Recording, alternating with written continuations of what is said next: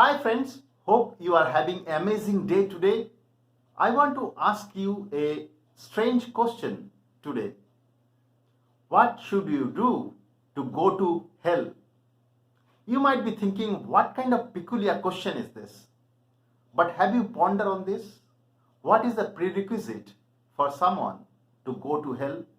The peculiar question is having a peculiar answer. The answer to the question is nothing. Yes, you are hearing it right. You need to do nothing to go to hell because you have already done it. Scripture says that, for all have sinned and is far away from God's saving presence. Romans chapter 3 verse 23. Also, sinners will be punished with eternal destruction in hell. 2 Thessalonians chapter 1 verse 9. There is no fear of God in mankind these days because they do not comprehend how good God is and how deadly the hell is going to be. Where their worm doesn't die and the fire is not quenched. Mark chapter 9 verse 48.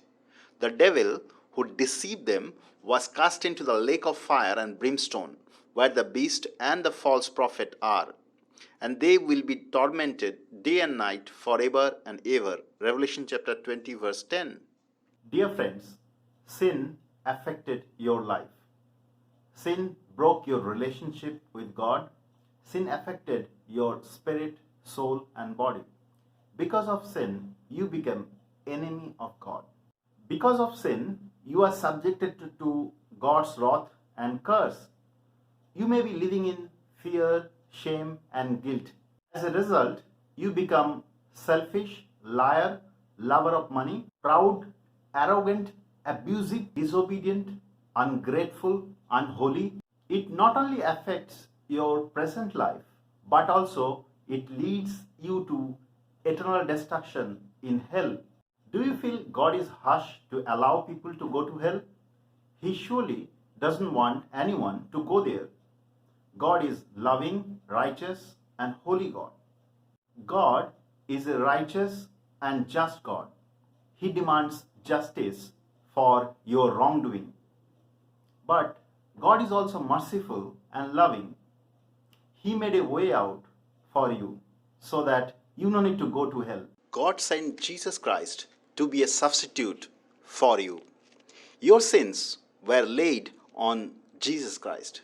He took the punishment for your sins on himself. He suffered and died on the cross for your sins. And after 3 days, he rose again from the grave. For God so loved the world that he gave his only begotten Son, that whoever believes in him should not perish, but have everlasting life.